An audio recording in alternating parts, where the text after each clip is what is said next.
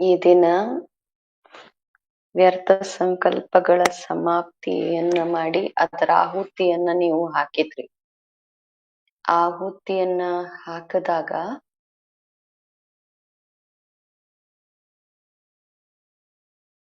ಯಾವ್ದನ್ನ ಆಹುತಿ ಮಾಡ್ತೀವಿ ಕೊಟ್ಬಿಡ್ತೀವಿ ಅದ್ ಬೇರೆಯವ್ರದ್ದಾಗ್ಬಿಡತ್ತೆ. ನಾವ್ ಕೊಟ್ಬಿಡ್ತೀವಲ್ವಾ. ಒಂದ್ ವೇಳೆ ತಿಳ್ಕೊಳ್ಳಿ ಅದ್ ನಿಮ್ ಹತ್ರ ವಾಪಸ್ ಬಂದ್ರೆ ಆಗೇನ್ ಮಾಡ್ತೀರಾ? ಬಂದೇ ಬರುತ್ತಲ್ವಾ. ಯಾಕೆಂದ್ರೆ ನೀವು ಅರ್ಧ ಕಲ್ಪ ಈ ವ್ಯರ್ಥ ಸಂಕಲ್ಪಗಳನ್ನ ತಮ್ಮ ಸಾಥಿಯಾಗಿ ಜೊತೆಗಾರರಾಗಿ ಮಾಡ್ಕೊಂಡಿದ್ದೀರಾ. ಸೊ ಅರ್ಧ ಕಲ್ಪದ ಜೊತೆಯನ್ನ ಅದು ಇಷ್ಟು ಈಸಿಯಾಗಿ ಬಿಡೋದಿಲ್ಲ. ತಿಳ್ಕೊಳ್ಳಿ ಮತ್ತೆ ನಿಮ್ ಹತ್ರ ಅದು ವಾಪಸ್ ಬರುತ್ತೆ ಅಂತ. ಅವಾಗ ಏನ್ ಮಾಡ್ತೀರಾ? ಏನಾದ್ರೂ ಯೋಚನೆ ಮಾಡಿರ್ಬೋದಲ್ಲ ನೀವೆಲ್ಲ. ಯಾಕೆಂದ್ರೆ ಕೊಟ್ಟಿರೋದು ನಮ್ಮ ಹತ್ರ ಬೈ ಮಿಸ್ಟೇಕ್ ಬಂದ್ರೂನು ಬೇರೆಯವರ ವಸ್ತುನ ನಮ್ಮ ಹತ್ರ ಎಂದು ಇಟ್ಕೋಬಾರ್ದು. ಅದು ಬೇರೆಯವ್ರದ್ದು. ಅದ್ ನಮ್ಗ್ ಕೊಟ್ರು ಅದು ನಾವು ಅದನ್ನ ಜೋಪಾನವಾಗಿ ನೋಡ್ಕೋಬೇಕು. ಒಂದ್ ವೇಳೆ ಅದ್ ಬಂದ್ರೂನು ನನಗ್ ನೆನ್ಪಿದೆ ಒಂದ್ಸತಿ ಡೆಲ್ಲಿಯಲ್ಲಿ ಒಂದ್ ಸೆಕ್ರೆಟರಿಗೆ ರಾಖಿ ಕಟ್ಟಕ್ ಹೋಗಿದ್ವಿ.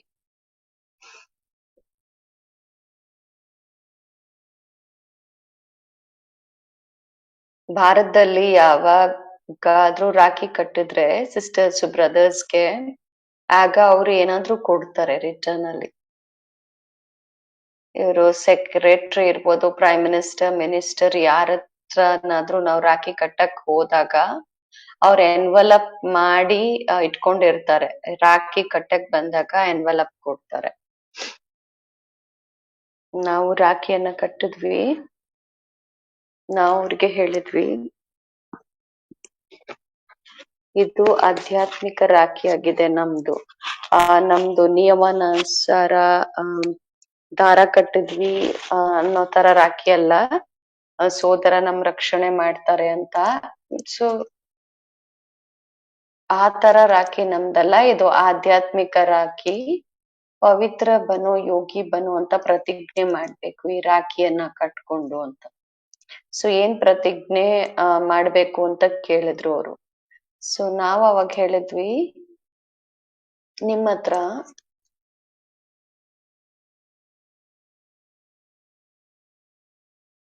ಹತ್ರ ಬೇಡದೆ ಇರೋ ಹಣ ಇದೆ ಅಂದ್ರೆ ಕೋಟಾ ಸಿಕ್ಕ ಇದೆ.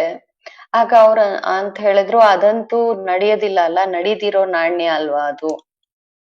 ನನ್ನ ಹತ್ರ ಎಲ್ ನೋಡಿದ್ರಿ ನೀವು? ಎಲ್ಲಿಂದ ನೋಡಿದ್ರಿ? ನಂಗ್ ಗೊತ್ತೇ ಇಲ್ಲ ನನ್ನ ಹತ್ರ ಈ ನಡೀದಿರುವಂತಹ ನಾಣ್ಯ ಇದೆ, ಕೋಟಾ ಸಿಕ್ಕ ಇದೆ ಅಂತ. ನೀವೇ ಹೆಂಗ್ ನೋಡಿದ್ರಿ? ಎಲ್ ನೋಡಿದ್ರಿ ಅಂತ ಕೇಳಿದ್ರು. ನಾ ಹೇಳ್ದೆ, ನಾವಂತೂ ನೋಡಿದೀವಿ ಅಂತ. ಆ ಒಂದು ಕೋಟಾ ಸಿಕ್ಕ ಇಂದ ಪೈಸಾ ಇಂದ ನೀವು 1 ಪೈಸಾ ಕೊಡಿ ಪರವಾಗಿಲ್ಲ, ಈ ಎನ್ವಲಪ್ ಕೊಡ್ಬೇಡಿ, ಆದ್ರೆ ಆ ಕೋಟಾ ಪೈಸಾ ಕೊಡಿ ಅಂತ ಕೇಳಿದ್ರು. ಆಗ ಅವ್ರು ಯೋಚನೆ ಮಾಡಕ್ ಶುರು ಮಾಡಿದ್ರು. ನಾ ಹೇಳ್ದೆ, ನಾನು ಹೇಳ ನೀವೆಲ್ಲಿಟ್ಟಿದೀರಾ ಅಂತ. ನಿಮ್ ಮನ್ಸಿನ ಜೇಬಲ್ಲಿ 5 ಈ ತರ ಕೋಟಾ ಪೈಸಾ ಇದೆ, ನಾಣ್ಯ ಇದೆ. ಆಗ ಅವ್ರು ಹೇಳಿದ್ರು, ಹೌದು ನನ್ ಅರ್ಥ ಆಯ್ತು, ಮನ್ಸಿನ ಜೇಬಲ್ಲಿ ಯಾವ್ದು ಕೋಟಾ ಸಿಕ್ಕ ಪೈಸಾ ಇದೆ ಅಂತ ಅರ್ಥ ಆಗೋಯ್ತು ಅಂತ. ಅವ್ರು ನನ್ನಲ್ಲಿ ಪ್ರಶ್ನೆ ಮಾಡಿದ್ರು, ನಾನ್ ಇವತ್ತು ಕೊಟ್ಬಿಡ್ತೀನಿ ನಿಮ್ಗೆ, ತಿಳ್ಕೊಳ್ಳಿ. ಆದ್ರೆ ಅದು ನನ್ನ ಹತ್ರ ಮತ್ತೆ ವಾಪಸ್ ಬಂದ್ಬಿಟ್ರೆ ಅದು ಆಗ ನಾನೇನ್ ಮಾಡ್ಲಿ? ನಾನ್ ಅವ್ರಿಗೆ ಹೇಳ್ದೆ, ನೀವು ಕೊಟ್ಟ ಮೇಲೇನೂನು ಸಹಯೋಗ ಸಿಗತ್ತೆ ನಿಮ್ಗೆ. ಕೊಟ್ರೆ ಯಾವ ಸಹಯೋಗ ಸಿಗತ್ತೆ? ನೀವು ಕೊಟ್ಟ ಮೇಲೆ ನಿಮ್ಗದ್ ನೆನಪ್ ಬರುತ್ತೆ, ಕೊಟ್ಟಿರುವಂತ ವಸ್ತು ಎಂದು ವಾಪಸ್ ತಗೋಬಾರದು ಅಂತ. ನೆನಪ್ ಬರುತ್ತಲ್ಲ ನಿಮ್ಗೆ, ಆಗ ನೀವು ನೆನಪ್ ಮಾಡಿ ಕೊಟ್ಬಿಡ್ತೀರಾ. ಅದು ನಿಮ್ಮಲ್ಲಿ ಇಟ್ಕೊಳಲ್ಲ. ಈ ಲಾಭ ನಿಮ್ಗಾಗತ್ತೆ. ನೀವು ವಾಪಸ್ ಮಾಡ್ತಾ ಇರ್ತೀರಾ, ಒಳಗಡೆ ಫೀಲಿಂಗ್ ಅಲ್ಲಿ ತಗೊಂಬರಲ್ಲ. ಆಗ ಅವ್ರು ಸರಿ ಅಂತ ಹೇಳಿದ್ರು. ಯಾವ್ದ್ ಕೊಟ್ರಿ ಏನ್ ಕೊಟ್ರಿ ಅನ್ನೋದು ಯಾರಿಗೂ ಹೇಳ್ಬೇಡಿ, ಆದ್ರೆ ಹೃದಯದಲ್ಲಿ ಪ್ರತಿಜ್ಞೆ ಮಾಡಿ. ಸೊ ನೀವೆಲ್ಲರೂ ಈ ದಿನ ಬಾಬಾ ಅವ್ರ ಹತ್ರ ಪ್ರತಿಜ್ಞೆ ಮಾಡಿದೀರಾ, ಈ ದಿನ ವ್ಯರ್ಥ ಸಂಕಲ್ಪಗಳನ್ನ ಕೊಟ್ಬಿಡ್ತೀವಿ ಅಂತ. ಸೊ ವ್ಯರ್ಥ ಸಂಕಲ್ಪ ಯಾವಾಗಾದ್ರೂ ಬಂದ್ರೆ ಈ ರೀತಿ ಯೋಚನೆ ಮಾಡಿ, ಕೊಟ್ಟಿರೋದನ್ನ ವಾಪಸ್ ಯೂಸ್ ಮಾಡೋದು, ಬೇರೆಯವ್ರ ಕೊಟ್ಟಿರೋದನ್ನ ಯೂಸ್ ಮಾಡೋದು, ಅದನ್ನ ವಾಪಸ್ ಯೂಸ್ ಮಾಡೋದು ಅಂದ್ರೆ ಹೇಗೆ? ಸೊ ನಾನ್ ಬಾಬಾ ಅವ್ರಿಗೆ ಕೊಟ್ಬಿಟ್ಟಿದೀನಿ, ಆದ್ರಿಂದ ನಾನ್ ಇದನ್ನ ಮಾಡಬಾರ್ದು. ಪ್ರಾಕ್ಟಿಕಲ್ ಅಲ್ಲಿ ಏನಾಗತ್ತೆ, ಕೊಟ್ಬಿಟ್ಟಿದೀರಾ ನೀವು, ಇದು ಒಳ್ಳೇದು, ಅದ್ರಿಂದ ಲಾಭನೂ ಆಗತ್ತೆ ನೀವು ಕೊಟ್ರೆ. ಆದ್ರೆ ತಿಳ್ಕೊಳ್ಳಿ, ಬಹಳ ಬಹಳ ಫಾಸ್ಟ್ ವ್ಯರ್ಥ ಸಂಕಲ್ಪಗಳು ನಡೀತಿದೆ. ಯಾವ್ದಾದ್ರು ನಡೆದೋಗಿರತ್ತೆ, ಅದು ಬಹಳ ಜೋರಾಗಿ ತೀವ್ರವಾಗಿ ಸಂಕಲ್ಪಗಳು ಬರುತ್ತೆ. ದೊಡ್ಡ ಮಾತಾಗಿದ್ರೆ ದೊಡ್ಡದಲ್ಲ, ಆದ್ರೆ ನಾವು ದೊಡ್ಡದು ಅನ್ಕೊಂಡಿರ್ತೀವಿ. ಅಂಥ ಘಟನೆಗಳು ನಡೆದಾಗ ಬುದ್ಧಿಯಲ್ಲಿ ಬಹಳಷ್ಟು ವಿಚಾರಗಳು ಬರುತ್ತೆ. ಯೋಚನೆ ಮಾಡಲ್ಲ, ಆದ್ರೆ ಮಧ್ಯ ಮಧ್ಯದಲ್ಲಿ ಬರ್ತಾ ಹೋಗುತ್ತೆ. ಆ ಸಮಯದಲ್ಲಿ ಏನ್ ಮಾಡುದು? ಯಾವ ಸಮಯದಲ್ಲಿ ಆ ವ್ಯರ್ಥ ಮಾತಿನ ಫೋರ್ಸ್ ಇರುತ್ತೆ ನಮ್ಮೊಳಗಡೆ, ಪದೇ ಪದೇ ನೆನಪು ಬರುತ್ತೆ. ಆ ಸಮಯದಲ್ಲಿ ನಾವೇನ್ ಮಾಡ್ಬೇಕು? ಆ ಸಮಯದಲ್ಲಿ ನಾವು 2-3 ವಿಧಿಗಳೇನಿದೆ, ಆ ವಿಧಿಗಳನ್ನ ಯೂಸ್ ಮಾಡ್ಬೇಕು. ಕೊಟ್ಟಿರುವಂತ ವಸ್ತುನ ನೀವ್ ಯೂಸ್ ಮಾಡಕ್ ಶುರು ಮಾಡಿದ್ರೆ ಮತ್ತೆ ವಾಪಸ್ ಕೊಡಿ. ವ್ಯರ್ಥ ಸಂಕಲ್ಪ ಜೋರಾಗಿ ಬಂದ್ರೆ ಇನ್ನೊಂದು ಮನನ ಶಕ್ತಿ. ಬಾಬಾ ಏನ್ ಹೇಳ್ತಾರಲ್ಲ, ಅಮೃತ್ ವೇಳೆ ಅಥವಾ ಕ್ಲಾಸಲ್ಲಿ ಅಂತೂ ನೀವು ಮುರ್ಲಿ ಕೇಳ್ತೀರಾ, ಅದ್ರಲ್ಲಿ ತಿಳ್ಕೊಳ್ಳಿ ವರದಾನ ಇದೆ. ವರದಾನ ಅಂತೂ ನೆನಪ ಇರುತ್ತೆ. 3 ಪೇಜಿನ ಮುರ್ಲಿಯಲ್ಲಿ ಎಲ್ಲಾ ಪಾಯಿಂಟ್ಸ್ ನೆನಪಿಲ್ಲ ಅಂದ್ರು ವರದಾನ ಏನಿದೆ ಅದು ವಿಶೇಷ ಇರುತ್ತೆ. ಆ ವರದಾನವನ್ನ ಅಂಡರ್ಲೈನ್ ನೀವು ಮಾಡಿದ್ರೆ ವರದಾನನೂ ನೆನಪಿರಲ್ಲ, ತಿಳ್ಕೊಳ್ಳಿ. ಸ್ಲೋಗನ್ ಅರ್ಧ ಲೈನ್ ಇಂದಿರುತ್ತೆ, ಆ ಅರ್ಧ ಲೈನ್ ನೆನಪಿರ್ಬೋದಲ್ವಾ? ಅದನ್ನ ಮನನ ಮಾಡಿ. ಈ ರೀತಿ ಅಲ್ಲ, ಅದನ್ನ ಕೇವಲ ರಿಪೀಟ್ ಮಾಡಿ ಅಂತ ಬಾಬಾ ಹೇಳಿದ್ದಾರೆ. ಅಹಂಕಾರ ಮಾಡಬಾರ್ದು, ಸ್ವಮಾನದಲ್ಲಿ ಇರ್ಬೇಕು ಅಂತ. ಇದನ್ನ ರಿಪೀಟ್ ಮಾಡ್ಕೊಳ್ತೀವಿ, ಆದ್ರೆ ಅಭಿಮಾನ ಅಂತ ಯಾವ್ದಕ್ ಹೇಳಲಾಗತ್ತೆ? ಅಭಿಮಾನ ಏನೆಲ್ಲ ಲಾಸ್ ಮಾಡತ್ತೆ. ಅಭಿಮಾನ ಇಲ್ಲ, ಸ್ವಮಾನದಲ್ಲಿ ಇರ್ತೀವಿ ಅಂದಾಗ ಸ್ವಮಾನದಲ್ಲಿ ಸ್ಥಿತ ಆಗೋದ್ರಿಂದ ಏನೆಲ್ಲ ಅನುಭೂತಿಗಳಾಗತ್ತೆ. ಹೇಗೆ ಸ್ವಮಾನದಲ್ಲಿ ನಾನ್ ಸ್ಥಿತ ಆಗಿರೋದು? ಈ ಕ್ವೆಶ್ಚನ್ಗಳಿಂದ, ಈ ಪ್ರಶ್ನೆಗಳಿಂದ ಯೋಚನೆ ಮಾಡ್ತಾ ಮಾಡ್ತಾ ಮನನ ಮಾಡಿ. ಆಗ ಮನನ ಮಾಡೋದು ಅಂದ್ರೇನೆ ಶುಭ ಸಂಕಲ್ಪಗಳು. ನಿಮ್ದು ವ್ಯರ್ಥ ಸಂಕಲ್ಪಗಳು ನಡೀತಿದೆ, ಸೊ ಶುಭ ಸಂಕಲ್ಪಗಳೇನಿದೆ ಅದು ಆ ಜಾಗವನ್ನ ತುಂಬಿಸುತ್ತೆ. ಯಾವಾಗ ಆ ಜಾಗ ತುಂಬೋಗುತ್ತೆ, ಇಲ್ಲಿ ಬೆಳಕಿದೆ ತಿಳ್ಕೊಳ್ಳಿ, ಸಡನ್ ಆಗಿ ಅಂಧಕಾರ ಆಗತ್ತೆ. ಆಗ ನಾವೇನ್ ಮಾಡ್ತೀವಿ? ಸ್ವಿಚ್ ಆನ್ ಮಾಡಿ ಮತ್ತೆ ಲೈಟ್ ಉರಿಸ್ತೀವಿ ಅಂದಾಗ, ಪ್ರಕಾಶ ಬಂದಾಗ ಅಂಧಕಾರ ಸ್ವತಃ ಹೊರ್ಟೋಗತ್ತೆ. ನಾವು ತುಂಬಿಸ್ಕೊಂಡು ಬಿಸಾಕಲ್ಲ, ಸ್ವತಃ ಪ್ರಕಾಶ ಬರೋದ್ರಿಂದ ಅಂಧಕಾರ ಹೊರ್ಟೋಗುತ್ತೆ. ಅದೇ ರೀತಿ ನಾವು ಶುಭ ಸಂಕಲ್ಪಗಳ ಮನನದಲ್ಲಿದ್ರೆ ಏನ್ ಪಾಯಿಂಟ್ ನಮ್ಗೆ ಇಷ್ಟ ಆಗತ್ತೆ, ಚೆನ್ನಾಗ್ ಅನ್ಸತ್ತೆ, ಪದೇ ಪದೇ ನೆನಪು ಬರುತ್ತೆ ಆ ಪಾಯಿಂಟ್, ಅದರ ಮನನದಲ್ಲಿ ಹೊರ್ಟೋಗ್ಬಿಡಿ. ಸಂಕಲ್ಪಗಳನ್ನ ಚೇಂಜ್ ಮಾಡ್ಬಿಡುತ್ತೆ. ಶುಭ ಸಂಕಲ್ಪ ವ್ಯರ್ಥ ಸಂಕಲ್ಪಗಳನ್ನ ಚೇಂಜ್ ಮಾಡುತ್ತೆ. ಹಾವು ಹಾವು ಕಚ್ಚಿದ್ರೆ ಹಾವಿಂದೇ ವಿಷ ಔಷಧಿ ಸರಿ ಮಾಡತ್ತೆ. ಹಂಗೆ ಸಂಕಲ್ಪ ವ್ಯರ್ಥ ಆಗಿದ್ದಾಗ ಶುಭ ಸಂಕಲ್ಪದ ಮನನ ಮಾಡಿದ್ರೆ ಆ ಸಂಕಲ್ಪಗಳು ಇದನ್ ಸಮಾಪ್ತಿ ಮಾಡುತ್ತೆ, ಲೈಟ್ನೆಸ್ ಬರುತ್ತೆ, ಮತ್ತೆ ನಿಮ್ಮಲ್ಲಿ ಮನನ ಶಕ್ತಿ ಬರುತ್ತೆ. ಒಂದು ಈ ಟೆಕ್ನಿಕ್ ತಿಳ್ಕೊಳ್ಳಿ, ನಿಮ್ಗೆ ಮನನ ಮಾಡ್ತೀರಾ ಆದ್ರೂ ನೆನಪು ಬರುತ್ತೆ ಅಂತ. ಒಂದು ವಿಧಿ ಇದಾಗಿದೆ. ಎರಡನೇ ವಿಧಿ ಆಗಿದೆ, ನೀವು ಅನುಭವ ಮಾಡಿರ್ಬೋದು.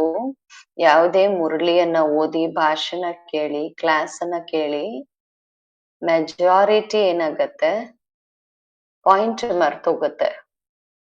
ಅದರ ಕತೆ ಮರೆಯಲ್ಲ. ಯಾವುದೇ ಕಥೆನ ನೀವು ಕೇಳ್ತೀರಾ ಅಂದ್ರೆ ಕತೆ 1 ವರ್ಷ ಆದ್ಮೇಲೆ ನೆನಪು ಮಾಡಿದ್ರು ಜಲ್ದಿ ನೆನಪು ಬರುತ್ತೆ. ಪಾಯಿಂಟ್ ಅನ್ನ ಮರ್ತೋಗ್ತಿವಿ, ಆದ್ರೆ ಕಹಾನಿ ಕತೆ ಮರೆಯೋದಿಲ್ಲ, ಜಲ್ದಿ ನೆನಪು ಬರುತ್ತೆ. ಆ ಸಮಯದಲ್ಲಿ ಮನನದಿಂದನೂ ನನ್ ವ್ಯರ್ಥ ಸಂಕಲ್ಪ ಚೇಂಜ್ ಆಗಲ್ಲ ಅಂದ್ರೆ ಆ ಸಮಯದಲ್ಲಿ ನೀವು ಯಾವ ಕತೆ ನೆನ್ಪು ಮಾಡ್ಕೊಳ್ತೀರಾ? ನೀವು ನಿಮ್ಮ ಜೀವನದಲ್ಲಿ ಯಾವಾಗ ಬ್ರಾಹ್ಮಣ ಜನ್ಮ ಆಯ್ತಲ್ಲ, ಜೀವನದೊಂದ್ ಕತೆ ಇತ್ತಲ್ಲ, ಫಸ್ಟ್ ನೀವು ಸೆಂಟರ್ ನೋಡಿದ್ರಿ, ನಿಮ್ಗೆ ಏನ್ ಇಷ್ಟ ಆಯ್ತು, ಆ ಸಿಸ್ಟರ್ಸ್ ಇಷ್ಟ ಆದ್ರು, ಅಲ್ಲಿನ್ ಪ್ರೀತಿ ಇಷ್ಟ ಆಯ್ತು, ಜ್ಞಾನ ಇಷ್ಟ ಆಯ್ತು, ಯಾವ ಪಾಯಿಂಟ್ ಇಷ್ಟ ಆಯ್ತು.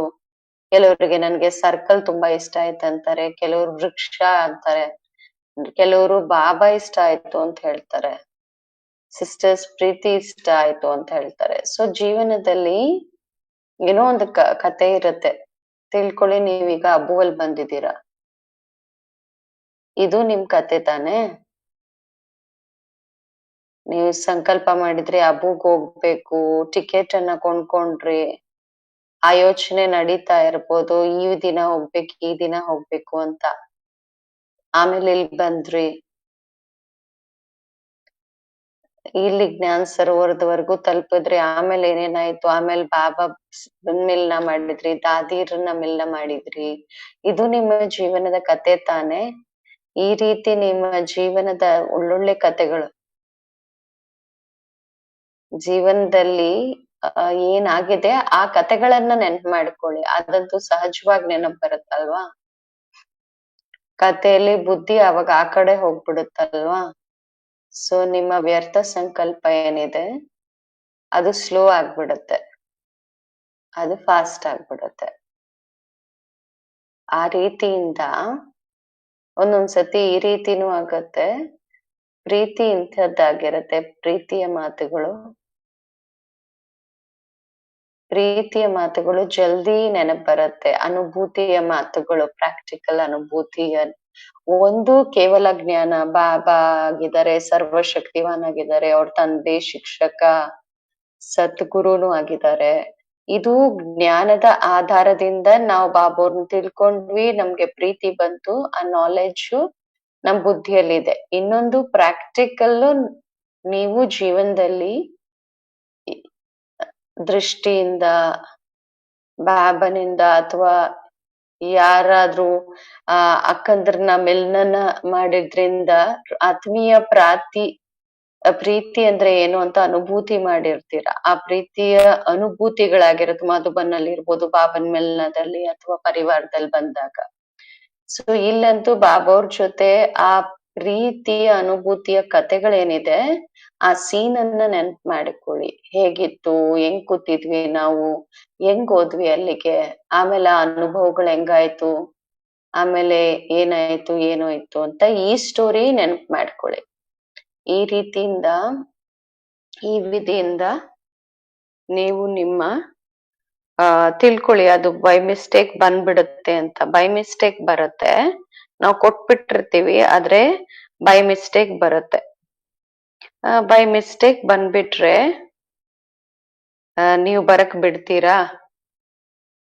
ನೀವು ಲಾಕ್ ಮಾಡ್ಬಿಡ್ತೀರಾ, ತಿಳ್ಕೊಳ್ಳಿ, ಇದು ಯಾರು ಬರಬಾರ್ದು ಅಂತ. ಯಾರಾದ್ರೂ ಬಂದ್ರೆ ನೀವೇನ್ ಮಾಡ್ತೀರಾ? ಅವ್ರ ಕೆಲ್ಸಕ್ ಬರಲ್ಲ, ಆಗ ನೀವೇನ್ ಮಾಡ್ತೀರಾ? ಒಳಗಡೆ ಬರಕ್ ಬಿಡ್ತೀರಾ? ಆ ರೀತಿಯಿಂದ ನೀವು ನಿಮ್ಮ ವ್ಯರ್ಥ ಸಂಕಲ್ಪಗಳನ್ನ ಈ ರೀತಿ ಸಮಾಪ್ತಿ ಮಾಡ್ಬಿಡಿ, ಹೊರಕ್ಕೆ ಬಿಡ್ಬೇಡಿ. ಎಷ್ಟು ನೀವು ಅಟೆನ್ಷನ್ ಇಡ್ತೀರಲ್ವಾ, ವ್ಯರ್ಥ ನಾವು ನಡೆಸಬಾರ್ದು ಅಂತ ದೃಢ ನಿಶ್ಚಯ ಇಟ್ಕೊಳ್ಳಿ. ಈ ರೀತಿ ಯೋಚನೆ ಮಾಡ್ಬೇಡಿ. ಬಹಳ ಸಮಯದಿಂದ ಮಿತ್ರ ಅಲ್ವಾ ಇದು, ಸೊ ಬರ್ದೇ ಬರುತ್ತೆ. ಸ್ವಲ್ಪ ನಡೆದ್ರೆ ಏನ್ ಪರವಾಗಿಲ್ಲ ಅಂತ. ಸೊ ಕೊಟ್ಟಿರೋದನ್ನ ನಾವು ತಗೋಬಾರ್ದು. ಇದು ಒಂದು ದೃಢ ಸಂಕಲ್ಪ ಇಟ್ಕೊಳ್ಳಿ. ಆಗ್ತಾನೆ ಇರತ್ತೆ, ಹಿಂಗೆ ನಡೆಯುತ್ತೆ ಅಂತ ಅನ್ಕೋಬೇಡಿ. ಬಂದ ತಕ್ಷಣ ಇಮಿಡಿಯೇಟ್ ತಿಳ್ಕೊಳ್ಳಿ, ಯಾರಾದ್ರೂ ದರೋಡೆಕೋರರು ಬಂದ್ರು, ಏನ್ ಮಾಡ್ಲಿ ಬಂದ್ಬಿಟ್ಟಿದ್ದಾರೆ, ದರೋಡೆಕೋರರು ಬಂದೇ ಬರ್ತಾರೆ, ನಾವೇನ್ ಮಾಡಕ್ ಆಗಲ್ವಲ್ಲ ಅಂತ ಯೋಚನೆ ಮಾಡ್ತೀರಾ, ಅವ್ರನ್ನ ಓಡ್ಸಕ್ ಪ್ರಯತ್ನ ಮಾಡ್ತೀರಲ್ವಾ. ಹಂಗೆ ನೀವು ದೃಢ ಸಂಕಲ್ಪಗಳನ್ನ ಮಾಡಿದೀರಾ ಅಂದ್ರೆ, ನಾನು ವ್ಯರ್ಥ ಸಂಕಲ್ಪ ಸಮಾಪ್ತಿ ಮಾಡ್ಲೇಬೇಕು ಅಂತ ಮಾಡ್ತೀವಿ ಅಲ್ಲ. ಬಾಬಾ ಹೇಳ್ತಾರೆ ಮುರಳಿಯಲ್ಲಿ ಪದೇ ಪದೇ, ಒಂದು ಢೀಲಾ ಪುರುಷಾರ್ಥ ಮಾಡೋ ಭಾಷೆ, ಅದು ಮಾಡ್ತೀವಿ, ನೋಡ್ತೀವಿ, ಯೋಚನೆ ಮಾಡ್ತೀವಿ ಅಂತ ಭಾಷೆ, ಆ ಭಾಷೆ. ಎರಡನೇದು ದೃಢ ಸಂಕಲ್ಪದ ಭಾಷೆ, ಅದು ಮಾಡ್ಲೇಬೇಕು ಅನ್ನೋ ಭಾಷೆ. ಮಾಡ್ಲೇಬೇಕಾಗಿದೆ ಇಷ್ಟು ಪಕ್ಕಾ ನೀವು ದೃಢ ಸಂಕಲ್ಪ ಮಾಡಿದ್ರೆ ನಿಮ್ದು ಅದು ನೋಡುತ್ತಲ್ಲ, ಪದೇ ಪದೇ ನೋಡುತ್ತೆ. ಆ 2-3 ಸತಿ ಬರತ್ತೆ, ನೀವು ಏನು ಅದನ್ನ ಕೇರ್ ಮಾಡಲ್ಲ ಅಂದ್ರೆ ಅದು ಬರೋದ್ ನಿಂತೋಗುತ್ತಲ್ವಾ. ಹಂಗೆ ವ್ಯರ್ಥ ಸಂಕಲ್ಪಗಳೇನ್ ನಡೆಯುತ್ತೆ, ಅದು ಸದಾಕೋಸ್ಕರ ಬಾಬೋರ್ ಮುಂದೆ ಕೊಟ್ಬಿಡ್ಬೋದು. ಯಾಕೆಂದ್ರೆ ಭಗವಂತ ಆರ್ಡರ್ ಮಾಡಿದಾರಲ್ವಾ, ಭಗವಂತ ಏನ್ ಹೇಳ್ತಾರೆ ಅದ್ರಲ್ಲಿ ನಮ್ ಲಾಭ ಇದೆ ಅಲ್ವಾ. ಇದು ನೆನಪ್ ಬರುತ್ತಲ್ಲ, ಯಾರ್ ಶ್ರೀಮತ ಇದು ಅಂತ ಹೇಳಿ. ಭಗವಂತನ ಶ್ರೀಮತ ಅಲ್ಲ, ಭಗವಂತ ನಮ್ ಕಲ್ಯಾಣ ಮಾಡ್ಲಿಕ್ಕೋಸ್ಕರ ಬಂದಿದ್ದಾರೆ, ಅದ್ರಲ್ಲಿ ನಂದೇ ಕಲ್ಯಾಣ ಇದೆ ಅಲ್ಲ. ಸೊ ಬಾಬೋರ್ ನೆನಪ್ ಬರೋದ್ರಿಂದನೂ ಪವರ್ ಬಂದ್ಬಿಡತ್ತೆ. ಸರ್ವಶಕ್ತಿವಾನ್ ಬಾಬೋರ್ ಆರ್ಡರ್ ಆಗಿದೆ ಅಲ್ಲ, ಸರ್ವಶಕ್ತಿಗಳು ನೆನಪ್ ಬರುತ್ತೆ. ಬಾಬೋರ್ ನೆನಪ್ ಬರೋದ್ರಿಂದ ನ್ಯಾಚುರಲ್ ಮಾಸ್ಟರ್ ಸರ್ವಶಕ್ತಿವಾನ್ ಆಗ್ಬಿಡ್ತೀರಾ, ಅದು ನಿಮ್ಗೆ ಸಹಯೋಗ ಕೊಡುತ್ತೆ. ಬಹಳ ಒಳ್ಳೇದು. ಈ ದಿನ ನೀವೆಲ್ಲ ಸಂಕಲ್ಪ ಮಾಡಿದ್ದೀರಾ ಇದರ ಪ್ರತಿ. ಈಗ ಬಾಬಾ ಸಮಯ ಪ್ರತಿ ಸಮಯ ಇದೇ ಒಂದು ಸನ್ನೆಯನ್ನ ಮಾಡ್ತಿದ್ದಾರೆ. ಸಮಯ ಸಮೀಪ ಬರ್ತಾ ಇದೆ, ಸಮಯದ ಮುಂಚೆ ನೀವು ಸಂಪನ್ನ ಆಗ್ಬೇಕಾಗಿದೆ. ಕೆಲವರು ಈ ರೀತಿನ ಯೋಚನೆ ಮಾಡ್ತಾರೆ, ಸಮಯ ಬಂದಾಗ ಆಗೋಗುತ್ತೆ ಅಂತ. ಸ್ವಲ್ಪ ನನ್ ಪುರುಷಾರ್ಥ ಇದೆ, ಸಮಯ ಬಂದಾಗ ಸಮಯನೂ ವೈರಾಗ್ಯ ತರ್ಸತ್ತೆ, ಸಮಯ ಬಂದಾಗ ಸಮಯನೂ ಸಹಯೋಗ ಕೊಡುತ್ತೆ ಅಂತ. ಆದ್ರೆ ಬಾಬಾ ಅವ್ರು ಒಂದ್ಸತಿ ಕೇಳಿದ್ರು, ಸಮಯ ಬಂದಾಗ ಸಂಪೂರ್ಣರಾಗ್ತೀರಾ ಅಂದಾಗ ನಿಮ್ ಟೀಚರ್ ಯಾರಾಗ್ತಾರೆ? ಸರ್ವಶಕ್ತಿವಾನ ಸಮಯನ.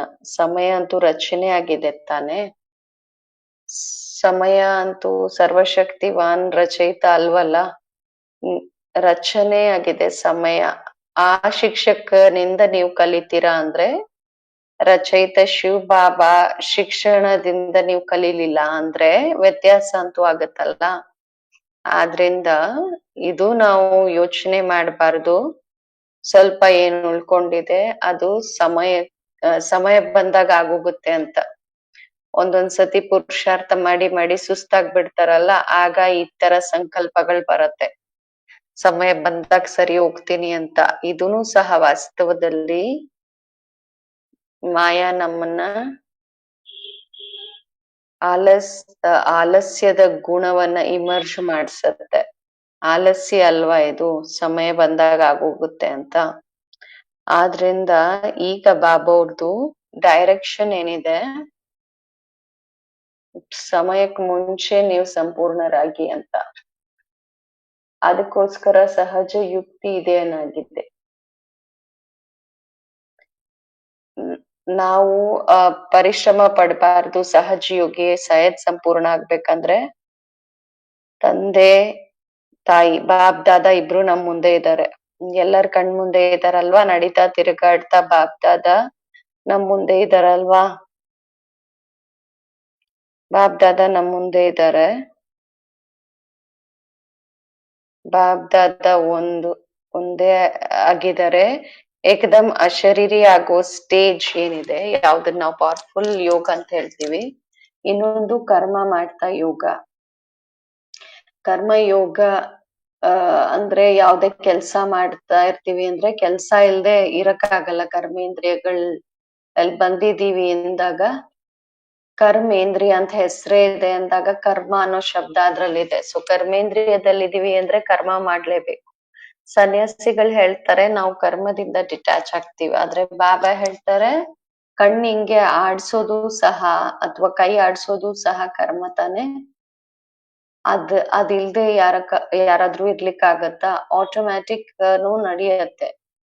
ಕರ್ಮೇಂದ್ರಿಯಗಳಿದೆ ಅಂದ್ರೆ ಕರ್ಮ ಅಂತೂ ಮಾಡ್ಲೇಬೇಕು, ಆದ್ರೆ ಕರ್ಮ ಮತ್ತೆ ಯೋಗದ ಬ್ಯಾಲೆನ್ಸ್ ಅನ್ನ ಇಡ್ಬೇಕು. ಬಾಬಾ ಅವ್ರು ಏನ್ ಹೇಳಿದ್ರು ತಿಳ್ಕೊಳ್ಳಿ, ಏನಾದ್ರು ಕರ್ಮ ಮಾಡ್ತೀವಿ, ಚೆನ್ನಾಗಿದ್ದೀವೋ ಅಥವಾ ಚೆನ್ನಾಗಿಲ್ವೋ, ಇದು ಸಂಪೂರ್ಣತ ಸಿಗುತ್ತೋ ಸಿಗಲ್ವೋ ಅನ್ನೋ ಕ್ವೆಶ್ಚನ್ ಬರುತ್ತೆ. ಆದ್ರೆ ಬ್ರಹ್ಮ ಬಾಬಾ ಕರ್ಮಯೋಗಿಯ ಸಿಂಬಲ್ ಆಗಿದ್ದಾರೆ ನಮ್ ಮುಂದೆ. ಅವರು ಕರ್ಮ ಮಾಡಿ ತೋರ್ಸಿದ್ರು. ನಿರಾಕಾರವನ್ನ ನಾವು ಏನ್ ಹೇಳ್ತೀವಿ, ಒಂದೊಂದ್ಸತಿ ಅವ್ರಿಗೆ ಕಂಪ್ಲೇಂಟ್ ಮಾಡ್ತೀವಿ, ನೀವಂತೂ ನಿರಾಕಾರ ಆಗಿದ್ದೀರಾ, ಅಶರೀರಿ ಆಗಿದ್ದೀರಾ, ಶರೀರ ಧಾರಣೆ ಮಾಡಿ ನೋಡಿ ಗೊತ್ತಾಗತ್ತೆ ನಿಮ್ಗೆ ಅಂತ. ನಿರಾಕಾರ ಸಹಜವಾಗಿದ್ದೀರಾ ನೀವು ಅಂತ. ಆದ್ರೆ ಬ್ರಹ್ಮ ಬಾಬಾ ಅಂತೂ ಶರೀರಧಾರಿ ಆಗಿದ್ರಲ್ಲ. ಪ್ರಾಕ್ಟಿಕಲ್ ಇಡೀ ಜೀವನ, ಲೌಕಿಕ ಜೀವನದಲ್ಲೂ ಅಲೌಕಿಕ ಜೀವನದಲ್ಲೂ ಬಿಸ್ನೆಸ್ ಮಾಡಿದ್ರು, ಸಂಬಂಧ ಸಂಪರ್ಕದಲ್ಲೂ ಬಂದ್ರು, ಕರ್ಮ ಯೋಗಿಗಳಾದ್ರು. ಸಿಂಪಲ್ ಮತ್ತೆ ಸ್ಯಾಂಪಲ್ ನಮ್ ಮುಂದೆ. ಬ್ರಹ್ಮ ಬಾಬಾ ನಮ್ ಮುಂದೆ ಕರ್ಮಯೋಗದ ಸ್ಯಾಂಪಲ್ ಆಗಿದ್ದಾರೆ. ಶಿವ್ ಬಾಬಾ ಪವರ್ಫುಲ್ ನಿರಾಕಾರಿ ಸ್ಟೇಜ್ ಏನಿದೆ ನಮ್ದು, ಅಶರೀರಿ ಸ್ಟೇಜ್ ಏನಿದೆ ಅದ್ರ ಸ್ಯಾಂಪಲ್. ಎಂದೂ ಯಾವುದೇ ಕರ್ಮ ನೀವು ಮಾಡ್ತೀರಾ ಅಂದ್ರೆ ಕೇವಲ ಬ್ರಹ್ಮ ಬಾಬೋರ್ ಫುಡ್ ಸ್ಟೆಪ್ ಮೇಲೆ ಫುಡ್ ಸ್ಟೆಪ್ ಇಡ್ಬೇಕು. ಯಾಕೆಂದ್ರೆ ಬ್ರಹ್ಮ ಬಾಬೋರು ಹೇಗ್ ಕರ್ಮ ಮಾಡಿದ್ರು, ಯಾವ ವಿಧಿಯಿಂದ ಮಾಡಿದ್ರು, ಆ ವಿಧಿ ಕರೆಕ್ಟ್ ಆಗಿತ್ತು, ಅದಕ್ಕೆ ಬಾಬಾ ಅವ್ಯಕ್ತ ಆದ್ರು ಅಲ್ಲ. ಒಂದ್ ವೇಳೆ ಕರ್ಮಯೋಗಿ ಜೀವನದ್ದು ಸ್ಟೆಪ್ ವಿಧಿ ಸರಿ ಇರ್ಲಿಲ್ಲ ಅಂದ್ರೆ ಅವ್ರ ಅವ್ಯಕ್ತ ಆಗ್ತಿರ್ಲಿಲ್ಲ. ತಲುಪಿದ್ದಾರೆ ಅಲ್ಲಿ ಅಂದ್ರೆ ಆ ದಾರಿ ಸರಿ ಇದೆ ಅಲ್ವಾ. ಅದ್ರಿಂದ ನಾವ್ ಯೋಚನೆ ಮಾಡ್ಬೇಕಾಗೆ ಇರೋ ಅವಶ್ಯಕತೆ ಇಲ್ಲ, ಇದ್ ಸರಿನಾ ಇದ್ ಸರಿ ಇಲ್ವಾ ಅಂತ. ನಾವ್ ಬ್ರಹ್ಮ ಬಾಬನ್ ಜೀವನ ಕಥೆನ ಕೇಳಿದ್ದೀವಿ. ಬ್ರಹ್ಮ ಬಾಬಾ ಅವರ ಜೀವನ ಕಥೆಯಲ್ಲಿ ಹೇಗೆ ಬಾಬಾ ಅವ್ರು ನಡೀತಿದ್ರು, ಏನ್ ಮಾಡ್ತಿದ್ರು, ಅದೆಲ್ಲ ನಮ್ ಮುಂದೆ ಇದೆ, ಸ್ಯಾಂಪಲ್ ಇದೆ. ಏನ್ ಬಾಬಾ ಹೇಳ್ತಾರೆ, ಕೇವಲ ಫುಡ್ ಸ್ಟೆಪ್ ಮೇಲ್ ಫುಡ್ ಸ್ಟೆಪ್ ಇಡಿ, ಯೋಚನೆ ಮಾಡ್ಬೇಡಿ ಈ ದಾರಿ ಅಂತದ್ದು ಏನ್ ಮಾಡೋದು ಅಂತ ಯೋಚನೆ ಮಾಡ್ಬೇಡಿ. ಒಂದೊಂದ್ಸತಿ ಈ ಮಿಸ್ಟೇಕ್ ಅನ್ನ ನಾವ್ ಮಾಡ್ತಿರ್ವಿ, ಕೆಲ್ಸ ಶುರು ಮಾಡ್ತೀವಿ, ಬಹಳ ಒಳ್ಳೆ ಕೆಲ್ಸ, ನಾನು ಬಹಳ ಸೇವೆ ಮಾಡೋ ನಿಮಂತ್ರಣ ಸಿಕ್ಕಿದೆ, ನಾನು ಹೋಗ್ತಾ ಇದ್ದೀನಿ ಅಂತ, ಬಹಳ ಚೆನ್ನಾಗಾಗತ್ತೆ ಅಂತ. ಆದ್ರೆ ಸ್ವಲ್ಪ ವ್ಯರ್ಥ ಸಂಕಲ್ಪ ಮಾಯೆ ತರಿಸುತ್ತೆ. ಮಾಡ್ತಾ ಇದ್ದೀನಿ, ಸಫಲತೆ ಅಂತೂ ಸಿಗ್ಬೇಕು, ಆದ್ರೆ ಆಗತ್ತೋ ಇಲ್ವೋ, ನಮ್ಮಲ್ಲೇ ವ್ಯರ್ಥ ಸಂಕಲ್ಪಗಳನ್ನ ತಗೊಂಡ್ ಬರ್ತೀವಿ. ಆವಾಗ ವ್ಯರ್ಥ ಸಂಕಲ್ಪ ವಿಜಯಕ್ಕೆ ಬದಲಾಗ್ಲಿ ಫಾಲ್ತು ಸಂಕಲ್ಪ ಬಂದ್ರೆ, ಸಂಶಯ ಅಂತ ಹೇಳಲ್ಲ, ಸಂಶಯ ಇನ್ನೂ ದೊಡ್ಡದ್ದು. ಆದ್ರೆ ವೇಸ್ಟ್ ಥಾಟ್ಸ್ ಬಂದ್ಬಿಡ್ತು ಅಂದ್ರೆ ಮಿಕ್ಸ್ ಆಗ್ಬಿಡ್ತಲ್ವಾ, ಆಗ ಸಫಲತೆ ನಮಗ್ ನಾವೇ ಚೆನ್ನಾಗೂ ಯೋಚನೆ ಮಾಡ್ತೀವಿ, ಆಮೇಲೆ ಅದ್ರಲ್ಲಿ ಸ್ವಲ್ಪ ಮಿಕ್ಸ್ ಮಾಡ್ಬಿಡ್ತೀವಿ. ಗೊತ್ತಿಲ್ಲ ಅಂತ ಹೇಳ್ತೀವಿ, ಮಾಡ್ತಾ ಅಂತೂ ಇದೀನಿ, ಆಗತ್ತೋ ಇಲ್ವೋ, ಈ ವೇಸ್ಟ್ ಥಾಟ್ಸ್ ಏನಿದೆ ಅದು ಮಧ್ಯದಲ್ಲಿ ಬಂದ್ಬಿಟ್ರೆ ನಿಮ್ಮ ಸಫಲತೆಯಲ್ಲಿ ವ್ಯತ್ಯಾಸ ಆಗ್ಬಿಡುತ್ತೆ. ಯಾಕೆಂದ್ರೆ ನಿಶ್ಚಯ ಬುದ್ಧಿ ವಿಜಯಂತಿ. ಸಾಧಾರಣ ಸಂಕಲ್ಪನು ವ್ಯರ್ಥ ಮಾಡ್ತೀರಾ, ವಿಜಯ ಪೂರ್ಣ ಆಗಲ್ಲ ಆಗ. ಸ್ವಲ್ಪ ಆಗತ್ತೆ, ಸ್ವಲ್ಪ ಆಗಲ್ಲ. ಆದ್ರಿಂದ ಇದು ನಾವು ಚೆಕ್ ಮಾಡ್ಕೋಬೇಕಾಗಿದೆ. ನಾವು ಸಂಪೂರ್ಣನಾಗ್ಬೇಕಂದ್ರೆ 2 ಸ್ಯಾಂಪಲ್ ನಮ್ ಮುಂದೆ ಇದೆ. ಶಿವ್ ಬಾಬಾ 2 ಸ್ಯಾಂಪಲ್ ನಮ್ ಮುಂದೆ ಇದ್ದಾರೆ, ಶಿವ್ ಬಾಬಾ ಹಾಗೂ ಬ್ರಹ್ಮ ಬಾಬಾ. ಅವ್ರಿಗೆ ಫಾಲೋ ಫಾದರ್. ಇಬ್ರು ಬಾಬಾನೇ. ಶಿವ್ ಬಾಬನ್ಗೂ ಬಾಬಾ ಅಂತ ಹೇಳ್ತೀವಿ, ಬ್ರಹ್ಮ ಬಾಬನ್ಗೂ ಬಾಬಾ ಅಂತ ಹೇಳ್ತೀವಿ. So follow father. ಬಾಬಾ ಅವ್ರು ಏನ್ ಮಾಡಿದ್ರು? ಶಿವ್ ಬಾಬಾ ಅವ್ರನ್ನ ಮುಂದೆ ತನ್ನಿ. ಹೇಗೆ ಅವ್ರ ನಿರಾಕಾರ, ಹೇಗೆ ಜ್ಯೋತಿ ಸ್ವರೂಪ, ನಾನ್ ಆತ್ಮ ಜ್ಯೋತಿ ಸ್ವರೂಪ ಆಗಿದ್ದೇನೆ. ಶಿವ್ ಬಾಬಾ ಹೇಗೆ ಅವರು, ನಾನ್ ಆತ್ಮನು ಹಂಗಾಗ್ಬೇಕಾಗಿದೆ. ಈ ರೀತಿಯಿಂದ ನಾವು ನಡೀತಾ ತಿರ್ಗಾಡ್ತಾ ಬ್ರಹ್ಮ ಬಾಬಾ ಹಾಗೂ ಶಿವ್ ಬಾಬಾನ ದಾರಿಯಲ್ಲಿ ದಾರಿಯನ್ನ, ಪ್ರಾಕ್ಟಿಕಲ್ ಲೈಫೇ ದಾರಿ ಆಗ್ಬಿಡುತ್ತಲ್ವಾ, ಅದನ್ನ ಫಾಲೋ ಮಾಡಿದ್ರೆ, ಹಾಗೂ ಶ್ರೀಮತ ಪ್ರತಿಯೊಂದು ಕರ್ಮಕ್ಕೆ ಬಾಬಾ ಅವ್ರು ನಮ್ಗೆ ಕೊಟ್ಟಿದ್ದಾರೆ. ನೋಡಿ, ನೀವ್ ಯೋಚನೆ ಮಾಡಿ. ಅಮೃತ್ ವೇಳೆ ಎದ್ದೋಳಿ, ಯಾವ ಸಮಯದಲ್ಲಿ ಎದ್ದೋಳಿ, ಹೇಗೆ ಯೋಗದಲ್ಲಿ ಕುತ್ಕೊಳ್ಳಿ, ಇದು ಶ್ರೀಮತ ಆಗಿದೆ. ಆಮೇಲೆ ಕ್ಲಾಸಿಗೆ ಹೋಗಿ ಮುರಳಿ ಹೇಗ್ ಕೇಳ್ಬೇಕು, ಮುರಳಿ ಕೇಳೋದಕ್ಕೂ ವಿಧಿ ಬೇಕು. ಕೇಳ್ತಾ ಇದೀವಿ, ಆದ್ರೆ ಹೇಗೆ ಬಾಬಾ ಎಲ್ಲಿ ಯಾವ ಪಾಯಿಂಟ್ ಹೇಳ್ತಾರಲ್ಲ, ಖುಷಿಯ ಪಾಯಿಂಟ್ ಹೇಳ್ತಾರೆ, ತಿಳ್ಕೊಳ್ಳಿ. ಖುಷಿಯ ಪಾಯಿಂಟ್ ನಿಜವಾಗ್ಲೂ ಆ ಖುಷಿಯನ್ನ ಅನುಭೂತಿ ಮಾಡ್ತಾ ಹೋಗ್ಬೇಕು. ಬಾಬಾ ನಿಜವಾಗ್ಲೂ 3 ಲೋಕದ ಸೈರ್ ಮಾಡಿಸ್ತಾರೆ. ಪರಂಧಾಮದಲ್ಲಿ ನನ್ನ ಆತ್ಮ ಇದ್ದೆ, ಆದ್ರೆ ಆ ಸಮಯದಲ್ಲಿ ನೀವು ಪರಂಧಾಮದಲ್ಲಿ ತಲುಪ್ಬಿಡಿ. ಆ ಸಮಯದಲ್ಲಿ ಬಾಬಾ ಹೇಳ್ತಾರೆ, ನಾವು ಅನುಭವ ಮಾಡ್ತಾ ಹೋಗ್ಬೇಕು. ಒಂದೊಂದ್ಸತಿ ಬಾಬಾ ಸೂಕ್ಷ್ಮ ವತನದಲ್ಲಿ ಕರ್ಕೊಂಡ್ ಬರ್ತಾರೆ, ಭಕ್ತರ ಹತ್ರ ಕರ್ಕೊಂಡ್ ಬರ್ತಾರೆ. ಒಂದೊಂದ್ಸತಿ ಕಲಿಯುಗದ ವಿಸ್ತಾರವನ್ನ ಕೇಳಿ ವೈರಾಗ್ಯ ಬರುತ್ತೆ. ಕೇವಲ ಇದನ್ನಷ್ಟೇ ಕೇಳಬಾರದು, ಹಿಂಗೂ ಆಗತ್ತಾ, ಹಂಗೂ ಆಗತ್ತಾ, ಆ ಈ ತರಾನೇ ಆಗ್ತಾ ಇದೆ ಪ್ರಪಂಚದಲ್ಲಿ ಅಂತ. ಆದ್ರೆ ಬಾಬಾ ಏನಕ್ಕೆ ಹೇಳ್ತಿದ್ದಾರೆ? ವೈರಾಗ್ಯ ತರ್ಸ್ಲಿಕ್ಕೋಸ್ಕರ. ಸೊ ಅತಿಯಲ್ಲಿ ಪ್ರಪಂಚ ಹೋಗ್ತಿದೆ, ನೆನಪು ಬರ್ಬೇಕು. ಇದು ನನ್ ಅತಿಯಲ್ಲಿ ಹೋಗ್ತಿದೆ ಅಂದ್ರೆ, ಅತಿ ಆದ್ಮೇಲೆ ಏನಾಗತ್ತೆ? ಅತಿಯ ನಂತರ ಸದಾ ಅಂತ್ಯ ಆಗತ್ತೆ. ಅಂತ್ಯದ ನಂತರ ಏನಾಗತ್ತೆ?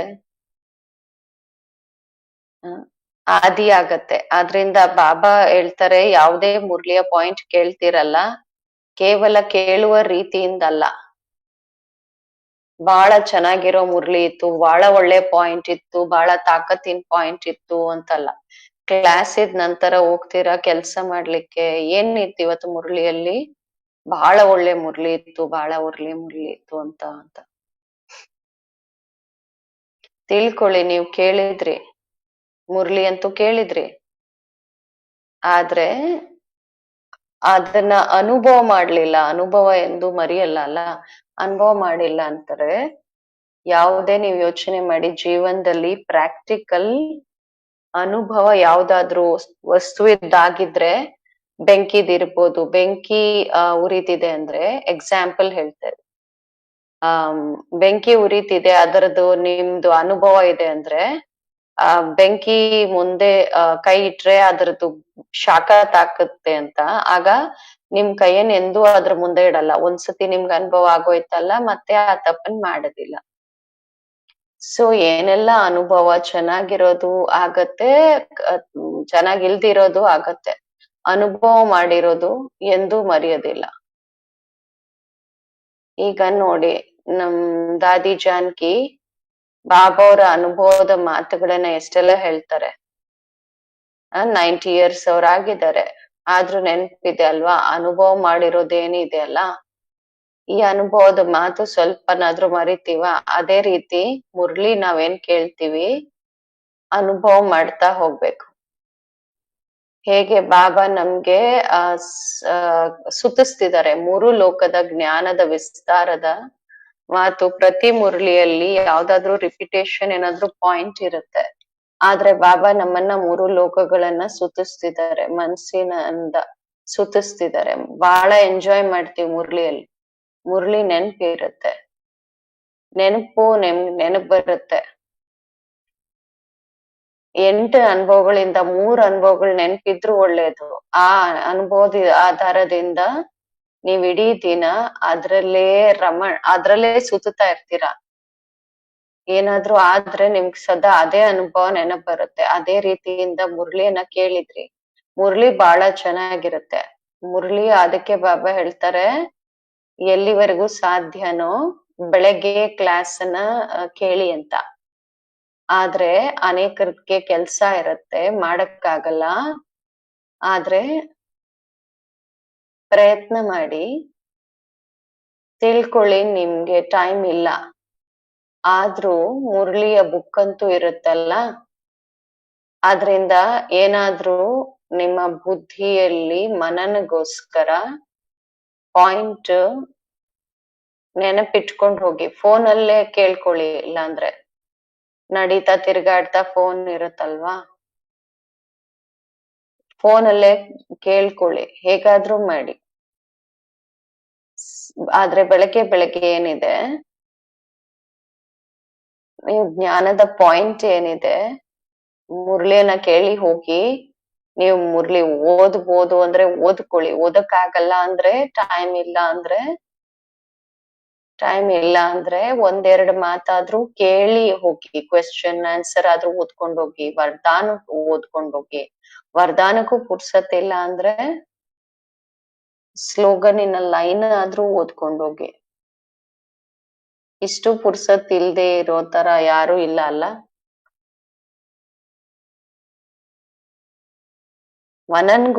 ಮನನಕ್ಕೋಸ್ಕರ ಬುದ್ಧಿಗೆ ಏನಾದ್ರೂ ಬೇಕು. ಸೊ ಮುರ್ಳಿಯ ಟೈಮ್ದು ಡೈರೆಕ್ಷನ್ ಬಾಬಾ ಕೊಟ್ಟಿದ್ದಾರೆ ನಮ್ಗೆ. ಆಮೇಲೆ ಕರ್ಮ ಮಾಡಿ. ಹೇಗೆ ಕರ್ಮ ಮಾಡಿ? ಅದಕ್ಕೋಸ್ಕರ ಬಾಬಾ ಒಂದ್ ಶಬ್ದ ಬಹಳ ಚೆನ್ನಾಗ್ ಬಾಬಾ ಹೇಳಿದ್ರು, ಯಾವ್ದೇ ಕರ್ಮ ಮಾಡ್ತೀರಾ ಅಂದ್ರೆ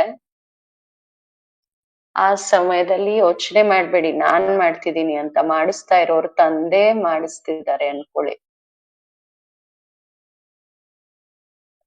ಮಾಡ್ಸುವಂತ ತಂದೆ ಸದಾ ನೆನ್ಪಿರ್ಬೇಕು. ಯಾವಾಗ್ಲೂ ಕರಾವನ್ ಹಾರ್ ನನ್ ತಂದೆ ಆಗಿದ್ದಾರೆ, ನಿಮಿತ್ ಮಾತ್ರ ನಾನ್ ಟ್ರಸ್ಟಿ ಆಗಿದ್ದೀನಿ ಶರೀರದ್ದು ಕರ್ಮೇಂದ್ರಿಯಗಳಿಗೆ ಅಂತ. 2ನೇ ರೂಪದಲ್ಲಿ ಬಾಬಾ ಹೇಳಿದ್ರು, ಈ ಶರೀರದಲ್ಲಿ ಏನ್ ಆತ್ಮ ಇದೆ, ಆತ್ಮನು ಶರೀರದ ಕರ್ಮೇಂದ್ರಿಯಗಳಿಂದ ಮಾಡಿಸುವಂತದ್ದಲ್ವಾ.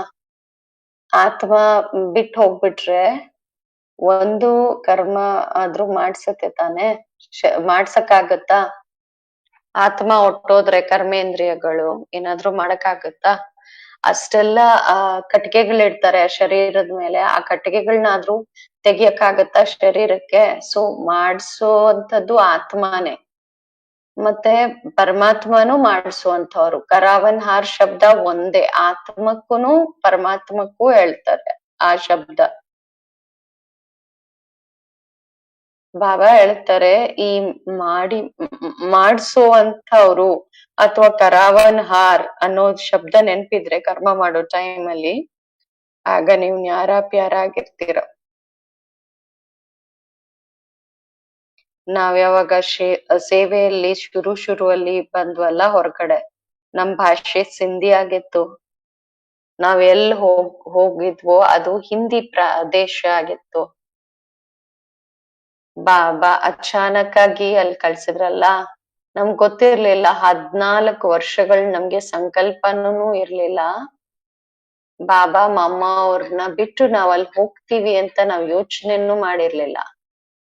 ಇಷ್ಟು ಪ್ರೀತಿ ಬಾಬಾ ಅವ್ರ ಮೇಲಿತ್ತು. ಬಾಬಾ ಅವ್ರನ್ನ ಬಿಡೋದು ನಮ್ಗೆ ಒಂದು ಬಹಳ ದೊಡ್ಡ ಮಾತಾಗಿತ್ತು.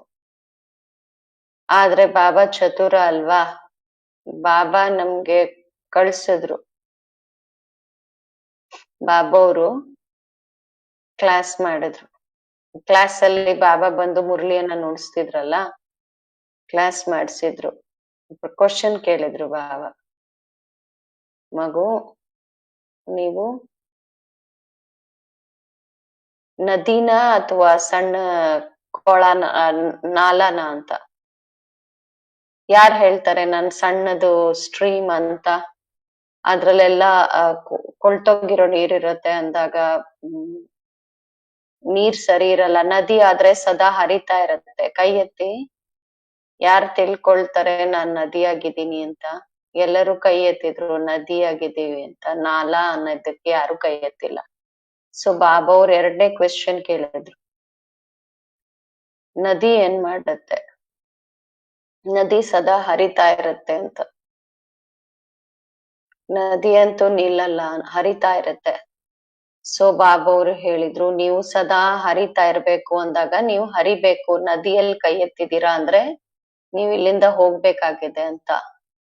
ನೀವು ನಾಲ ಅಲ್ವಲ್ಲ ಅಲ್ಲೇ ಕೂತಿರೋದಕ್ಕೆ, ನದಿ ಅಲ್ವಾ?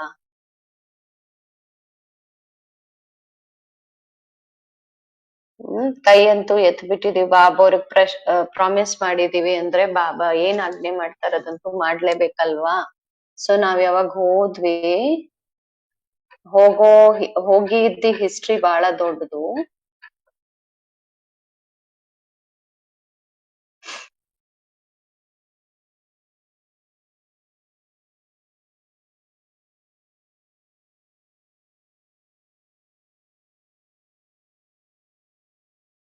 ಆ ನಾವು ಪರಿಶ್ರಮ ಪಡ್ಬೇಕಾಗಿ ಬಂತು ಬೆಣ್ಣೆ ತೆಗೀಲಿಕ್ಕೆ ಹೋದಾಗ. ಫಸ್ಟ್ ಬಾಬಾ ಅವ್ರು ಹೇಳಿದ್ರು, ಎಲ್ಲಿ ಹೋಗ್ಬೇಕು ಬಾಬಾ ಅಂತ ಕೇಳಿದ್ವಿ. ಎಲ್ಲೂ ನಿಮಂತ್ರಣ ಇರ್ಲಿಲ್ಲ. ಎಲ್ಲಿಗ್ ಹೋಗ್ಬೇಕಾಗಿದೆ ನಾವು, ಯಾರ್ ನಿಮಂತ್ರಣ ಸಿಕ್ಕಿದೆ, ಎಲ್ ಹೋಗ್ತೀವೋ ಎಲ್ಲಿ ಇರ್ಬೇಕು ಅನ್ನೋದು ನಮ್ಗಿರ್ಲಿಲ್ಲ. ಬಾಬಾ ಅವರು ಚತುರಾಯಿಂದ ಏನ್ ಹೇಳಿದ್ರು ಗೊತ್ತಾ? ಬಾಬಾ ನಮ್ಗೆ ಅಡ್ರೆಸ್ ಗೊತ್ತಿಲ್ಲ, ತಿಳ್ಕೊಳ್ಳಿ. ನಮ್ಗೆ ಲಕ್ನೋ ಕಳ್ಸಿದ್ರು.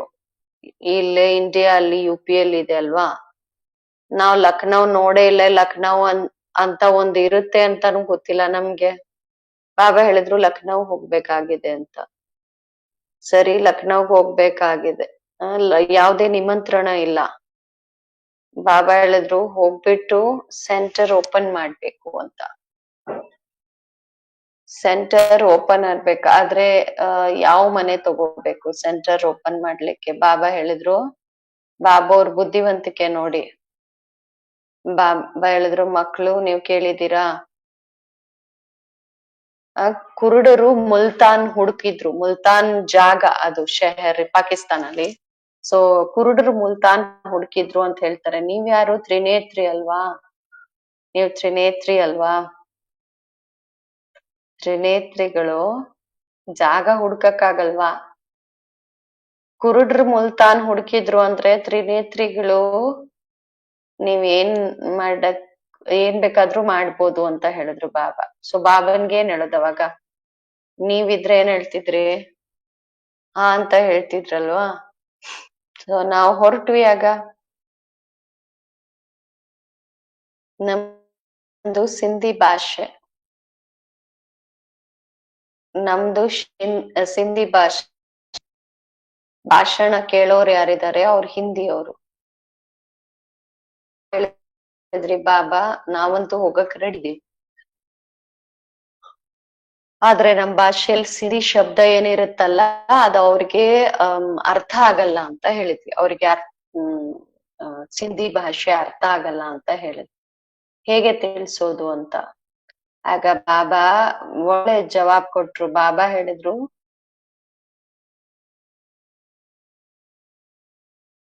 ನೀವು ಭಾಷಣ ಮಾಡ್ಬೇಕು.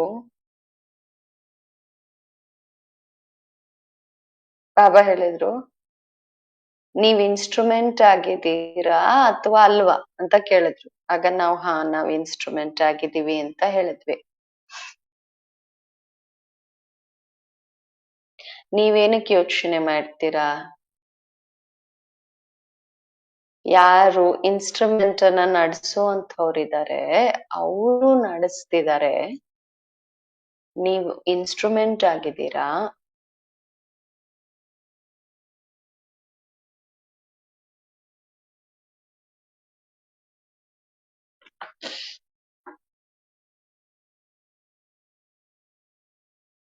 ಭಾಷೆ ಸೊ ಬಾಬಾ ನೋಡಿಸ್ತಾರೆ. ಭಾಷಣದ ನಂತರ ಯಾರೆಲ್ಲ ಕೇಳೋರಿದ್ರು ಎಲ್ಲ ಮೆಜಾರಿಟಿ ಮಾತೇರಿದ್ರು, ಯಾರೆಲ್ಲ ಇದ್ರು ಅವ್ರು ಹೇಳಿದ್ರು ಈ ದೇವಿಯರು ಎಲ್ಲಿಂದ ಬಂದ್ರು ಅಂತ. ಇವರೆಲ್ಲ ದೇವಿಯರು ಅಂತ. ಈ ದೇವಿಯರು ಬಹಳ ಚೆನ್ನಾಗಿದ್ದಾರೆ ಅಂತ, ದೇವಿಯರು ದೇವಿಯರು ಅಂತ ಹೇಳಿದ್ರು. ಸೊ ಪ್ರಭಾವ ಆಯ್ತಲ್ಲ, ನಮ್ಗಂತೂ ಖುಷಿ ಆಯ್ತು. ಬಾಬಾ ಮಾಡ್ಸಿದ್ರು, ದೇವಿರು ಆಗ್ಬಿಟ್ವಿ, ಪ್ರಭಾವ ಇದಾಯ್ತಲ್ಲ ಅಂತ, ಒಳ್ಳೇದಾಯ್ತಲ್ಲ ಅಂತ. ಸೊ ಬಾಬಾ ನಮ್ಗೂ ಹೇಳ್ತಾರೆ, ಏನೇ ಕರ್ಮ ಮಾಡ್ತೀರಾ ಅಂದ್ರೆ ಸದಾ ಇನ್ಸ್ಟ್ರೂಮೆಂಟ್, ನಿಮಿತ್ತ ಅಂತ ತಿಳಿದು ಮಾಡಿ. ನಮ್ಗೆ ಪ್ರಾಕ್ಟಿಕಲ್ ಅನುಭವ ಇದೆ ಇದರದ್ದು. ನಾವ್ ಯಾವಾಗ ಹೋದ್ವಿ ಸೆಂಟರ್ಸ್ ಓಪನ್ ಮಾಡ್ಲಿಕ್ಕೆ, ನೀವ್ ಯೋಚನೆ ಮಾಡಿ ಅಲ್ಲಿ ಏನಾಗತ್ತೆ. ಫಸ್ಟ್ ಧರ್ಮಶಾಲೆಯಲ್ಲಿ ಹೋಗಿದ್ವಿ, ಸೇವೆ ಮಾಡಿ MLA ಕ್ವಾರ್ಟರ್ಸ್ ಸಿಕ್ತು ನಮ್ಗೆ. ಅಲ್ಲಿ ಫಸ್ಟ್ ಸ್ಟೂಡೆಂಟ್ 15 MLA ಆದ್ರು. ಇದು ಬಾಬನ್ ಕಮಾಲ್. ಏನ್ ಬೇಕಾದ್ರೂ ಆಗ್ಬೋದು, ಬಾಬಾ ಅವ್ರು ಮಾಡಿಸ್ಬೋದು ಕಮಾಲ್. ಆದ್ರಿಂದ ಬಾಬಾ ಹೇಳ್ತಾರೆ, ನೀವು ಹೆಚ್ಚು ಭಾರಿ ಪುರುಷಾರ್ಥ ಮಾಡ್ಬೇಡಿ, ಕೇವಲ ತಂದೆಯನ್ನ ಫಾಲೋ ಮಾಡಿ. ಏನ್ ಶ್ರೀಮತ ಬೆಳಗ್ಗೆ ಮಾಡೋ ಕರ್ಮದಿಂದ ಹಿಡಿದು ರಾತ್ರಿವರೆಗೂ ಏನ್ ಇದೆ ಅಲ್ವಾ ಶ್ರೀಮತಕ, ಅಡ್ಗೆ ಹೆಂಗ್ ಮಾಡಿ ಅದ್ರದ್ದು ಶ್ರೀಮತ ಇದೆ, ತಿನ್ನೋದ್ ಹೇಗೆ ಅದ್ರ ಶ್ರೀಮತನೂ ಇದೆ, ಹೆಂಗ್ ನಡ್ಕೊಳ್ರಿ ಅದ್ರದ್ದು ಶ್ರೀಮತ ಇದೆ, ಹೇಗ್ ಕುತ್ಕೊಳ್ಳಿ, ಯಾವ ಸ್ಮೃತಿಯಲ್ಲಿ ಕುತ್ಕೊಳ್ಳಿ ಇದು ಸಹ ಇದೆ. ಎಲ್ಲದಕ್ಕೂ ಶ್ರೀಮತ ಇದೆ. ಮಲ್ಗೋದಕ್ಕೂ ಶ್ರೀಮತ ಇದೆ. ಮಲಗ್ಬೇಕಂದ್ರೆ ಫಸ್ಟ್ ಹೇಗ್ ಮಲಗ್ಕೋಬೇಕು, ಏನ್ ಯೋಚನೆ ಮಾಡ್ಬೇಕು ಮಲಗೋಕ್ ಮುಂಚೆ, ಆಮೇಲೆ ಮಲಗ್ಬೇಕು. ಬೆಳಗ್ಗೆ ಅಮೃತ ವೇಳೆಯಿಂದ ಹಿಡಿದು ರಾತ್ರಿವರೆಗೂ ನಮ್ಗೆ ಶ್ರೀಮತಕ್ಕೋಸ್ಕರ ಪ್ರತಿ ಕರ್ಮದ ಯೋಚನೆ ಮಾಡಿ, ಹೆಂಗ್ ಮಾತಾಡಿ.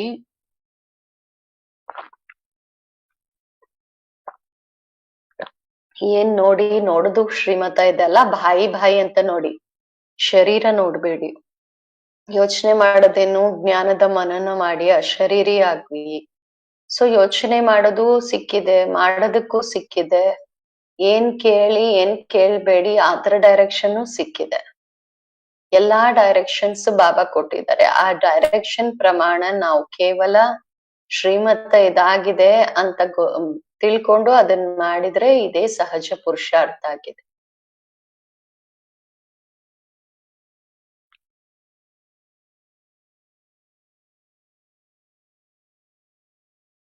ಈ ವಿಧಿಯಿಂದ ನಾವು ಸಹಜ ಯೋಗಿ ಸ್ವತಃ ಆಗ್ಬಿಡ್ತೀವಿ. ಏಕೆಂದ್ರೆ ನಾವೆಲ್ಲರೂ ಯೋಗಿ ಆಗೇ ಇದೀವಿ. ಆದ್ರೆ ಕೆಲವರು ಸಹಜ ಯೋಗಿ ಆಗಿದ್ದಾರೆ, ಕೆಲವರು ಕೆಲವೊಂದ್ಸತಿ ಮುಷ್ಕಿಲ್, ಕೆಲವೊಂದ್ಸತಿ ಸಹಜ ಯೋಗಿ.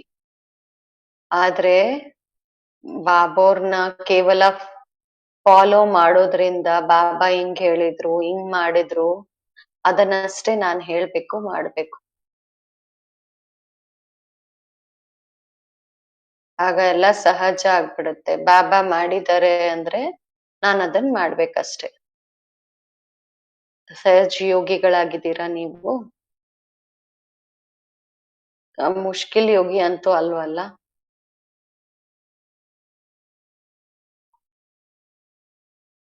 ಬಾಬಾ ಇದೇ ಹೇಳ್ತಾರೆ, ಒಂದು ನೀವು ಕರಾವನ್ ಹಾರ್ ಶಬ್ದ ನೆನ್ಪಿಟ್ಕೊಂಡ್ರೆ ಆತ್ಮನು ಕರಾವನ್ ಹಾರ್, ಶಿವ್ ಬಾಬಾನು ಕರಾವನ್ ಹಾರ್. ಆಗ ಬಿಲ್ಕುಲ್ ಏಕ್ದಮ್ ಈಸಿ ಯೋಗಿ ಆಗ್ಬಿಡ್ತೀರಾ.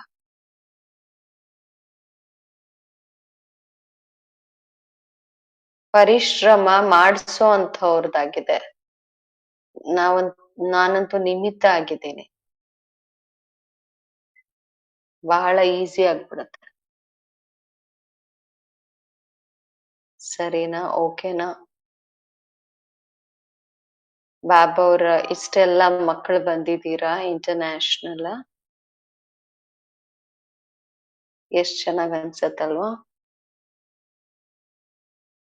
ಬ್ರಹ್ಮ ಬಾಬಾ ಸಾಕಾರದಲ್ಲಿ ಎಷ್ಟು ನೀವು ಮಕ್ಕಳಿಗೆ ಫಾರಿನರ್ಸ್ಗೆ ನೆನಪು ಮಾಡಿದ್ದಾರೆ ಬಾಬಾ. ಈಗ್ಲೂ ಮುರಳಿಗಳು ನೀವು ಕೇಳ್ತಾ ಇರ್ಬೋದು, ಅದ್ರಲ್ಲಿ ನೀವು ನೋಡ್ತಾ ಇರ್ಬೋದು ಎಷ್ಟು ಬಾರಿ ಬಾಬಾ ಫಾರಿನ್ಗೆ ಹೋಗ್ತಾರೆ. ಫಾರಿನ್ ನಲ್ಲಿ ಚಿತ್ರ ತೋರ್ಸ್ದಾಗ ಬಹಳ ಇಷ್ಟ ಆಗತ್ತೆ, ಅವರೆಲ್ಲ ಓಡೋಡಿ ಬರ್ತಾರೆ ಅಂತ ಎಷ್ಟೆಲ್ಲ ಹೇಳ್ದವ್ರು. ಎಷ್ಟು ನೆನಪು ಮಾಡಿದ್ದಾರೆ ಸಾಕಾರದಲ್ಲಿ ಬಾಬಾ ಅವರು. ಅದು ಪ್ರಾಕ್ಟಿಕಲ್ ಅಲ್ಲಿ ನೀವು ನೋಡ್ತಾ ಇದ್ದೀರಾ. 5 ಕಾಂಟಿನೆಂಟ್ಸ್ ಇಂದನೂ ಬಂದಿದ್ದೀರಾ ಎಲ್ಲರೂ. ವಿಶ್ವ ಆಯ್ತಲ್ಲ, ಆಗ ಎಲ್ಲಾ ಕಡೆಯಿಂದ ಬಂದಿದ್ದಾರೆ. ವಿಶ್ವ ಕಲ್ಯಾಣಕಾರಿಯಾಗಿದ್ದಾರೆ ಅಂದ್ರೆ ವಿಶ್ವದವರೆಲ್ಲ ಬರ್ಬೇಕಲ್ವಾ. ಈಗ ಎಷ್ಟು ಜನ ಆಗಿದ್ದಾರೆ ಬಾಬಾ ಅವ್ರ ಮಕ್ಕಳು? ಬಾಬಾ ಅವ್ರಿಗೆ ಇನ್ನೂ ಜಾಸ್ತಿ ಮಕ್ಕಳು ಬೇಕು. ಬಾಬಾ ಹೇಳ್ತಾರೆ, ನನ್ನೆಲ್ಲ ವಿಶ್ವದ ಆತ್ಮಗಳು ಯಾರಿದ್ದಾರೆ ನನ್ ಮಕ್ಕಳಲ್ವಾ, ಕಡಿಮೆ ಪಕ್ಷ ಅವ್ರಿಗೆ ಇಷ್ಟಾದ್ರೂ ಗೊತ್ತಿರ್ಬೇಕು ನಮ್ ಬಾಬಾ ಬಂದಿದ್ದಾರೆ ಅಂತ.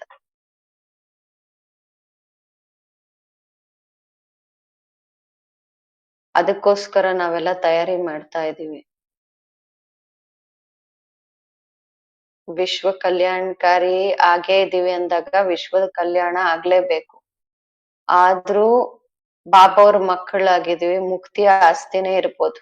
ಸ್ವಲ್ಪನಾದ್ರೂ ಆಸ್ತಿ ತಗೊಂತೀವಲ್ಲ, ನಾವೆಲ್ಲ ಮಕ್ಕಳಾಗಿದ್ದೀವಿ ತಂದೆಗೆ. ನಮ್ಗೆಲ್ಲ ಬಾಬಾ ಜೀವನ್ ಮುಕ್ತಿಯ ಆಸ್ತಿಯನ್ನ ಕೊಡ್ತಾ ಇದ್ದಾರೆ.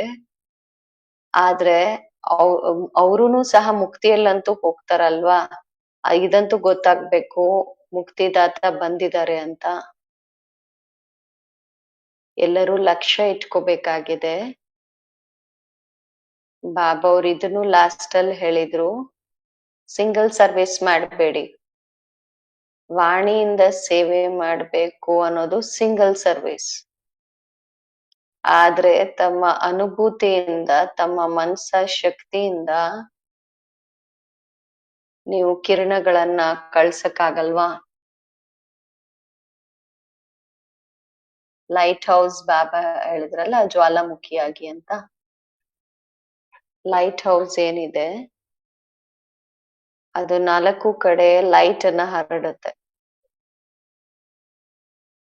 ನಾವು ಲೈಟ್ ಹೌಸ್ ರೂಪದಲ್ಲಿ ಕೂತ್ಕೊಂಡಾಗ ಆಟೋಮ್ಯಾಟಿಕ್ ನಮ್ ಲೈಟ್ 4 ಕಡೆ ಹೋಗುತ್ತಲ್ವಾ. ಲೈಟ್ ಹೌಸಿನ ಸ್ಥಿತಿಯಲ್ಲಿ ಸ್ಥಿತ ಆಗ್ಬೇಕು, ಆಗ ಆಟೋಮ್ಯಾಟಿಕ್ ಲೈಟ್ ಹೋಗುತ್ತೆ. ಮಾಸ್ಟರ್ ಸೂರ್ಯನ ಸ್ಟೇಜ್ ಅಂತ ಬಾಬಾ ಹೇಳ್ತಾರೆ. ಸೂರ್ಯ ಎಂದು ಯೋಚನೆ ಮಾಡಲ್ಲ, ನಾನು ಇವ್ರಿಗೆ ಕಿರಣಗಳನ್ನ ಕೊಡ್ತಾ ಇದ್ದೀನಿ, ಯಾರಿಗೇನ್ ಬೇಕೋ ಅವ್ರಿಗೆ ಸೂರ್ಯನಿಂದ ಸಿಗುತ್ತೆ.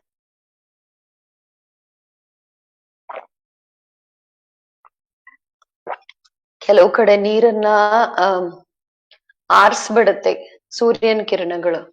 ನಮ್ದು ಲೈಟ್ ಮೈಟಿನ ಕಿರಣಗಳಲ್ವಾ. ಸೂರ್ಯನ ಕಿರಣ ಕೆಲವು ಕಡೆ